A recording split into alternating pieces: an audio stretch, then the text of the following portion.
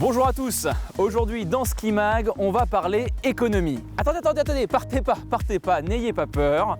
Plus précisément, je vais tenter de vous y faire voir un peu plus clair dans le budget 2016 de Saint-Quentin en Yvelines. 3 points sont à retenir pour bien comprendre ce qui va suivre.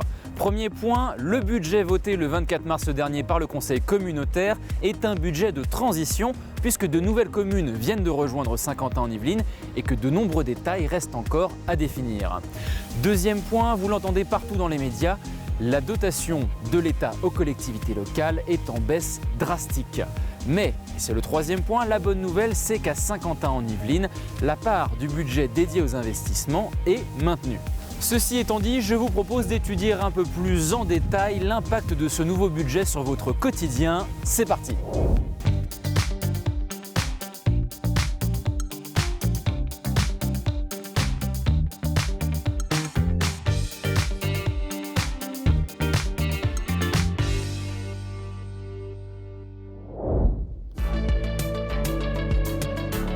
Pour que nous puissions commencer ce conseil d'agglomération, est-ce qu'on peut faire l'appel ?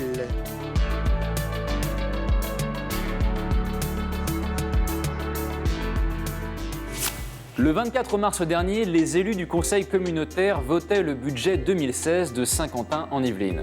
Bon, ce n'est pas un scoop, en matière de budget, on le sait, depuis quelques années, l'État ferme les robinets. Ainsi, Saint-Quentin en Yvelines perd cette année 5 millions d'euros. Une baisse importante qui touche également les partenaires de l'agglomération, comme le département ou la région, qui vont devoir diminuer leur participation à certains projets portés avec Saint-Quentin en Yvelines. Mais les élus se disent confiants et prêts à faire face au désengagement de l'État. Il y a des décisions aussi fortes qui ont été prises, il y a des économies à faire, donc elles portent sur l'ensemble des secteurs de l'agglomération, sur l'ensemble des services de l'agglomération.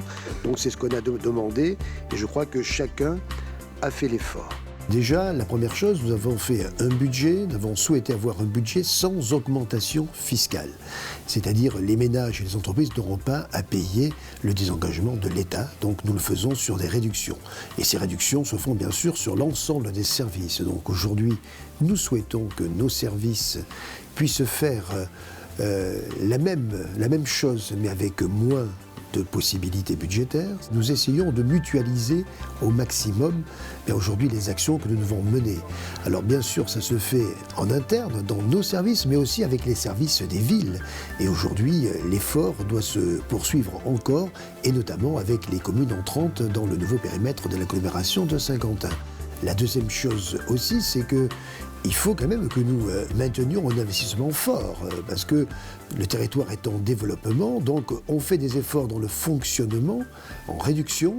Par contre, nous essayons d'avoir toujours un budget d'investissement conséquent, et cette année, nous aurons encore 33 millions d'investissements.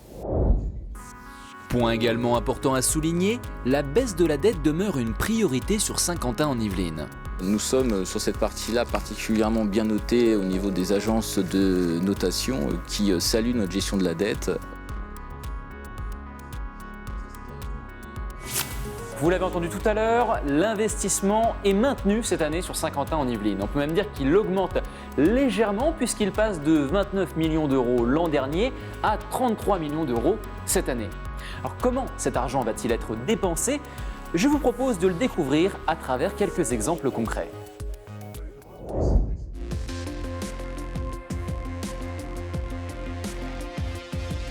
Une intercommunalité qui vit, c'est une intercommunalité en mouvement. Pour faciliter les déplacements de chacun sur le territoire, Saint-Quentin en Yvelines finance la réfection et l'entretien des voiries d'intérêt communautaire.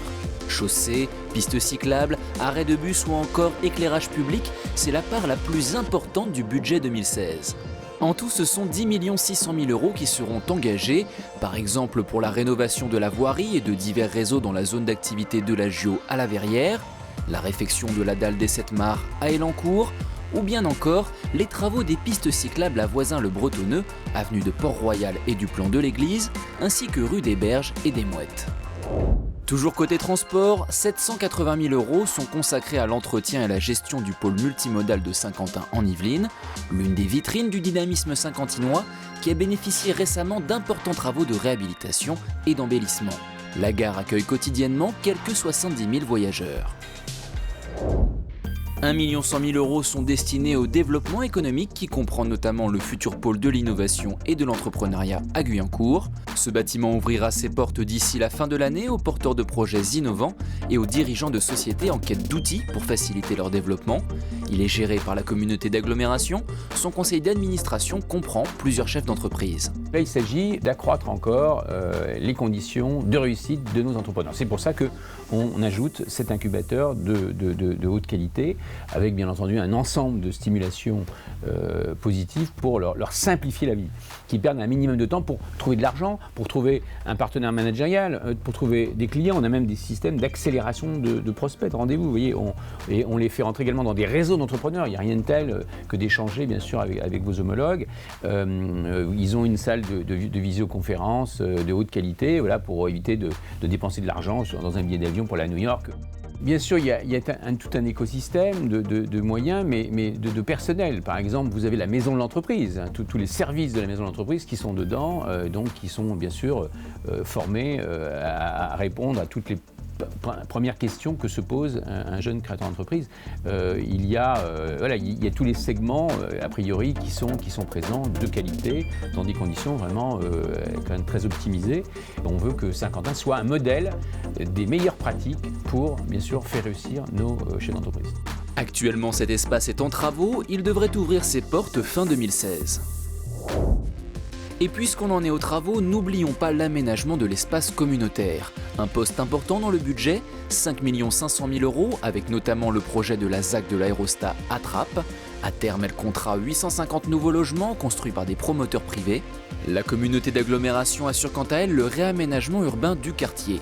Création de chaussées, arrêts de bus, pistes cyclables et stationnement, travaux d'assainissement ou encore pose d'éclairage, de réseaux de gaz, d'électricité et d'eau potable. Saint-Quentin-en-Yvelines se charge également de l'aménagement et de la gestion des espaces verts. 3 500 000 € consacrés aux plantations, réhabilitation des berges ou bien encore réparation des fontaines.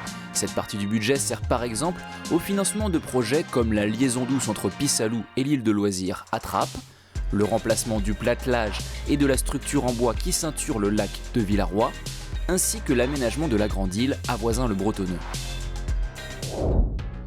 Gestion des services d'intérêt collectif, 1 800 000 €.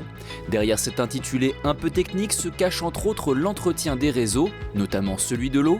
Cette année, plusieurs chantiers seront menés sur le réseau des eaux pluviales pour prévenir les risques d'inondation et moderniser les installations existantes.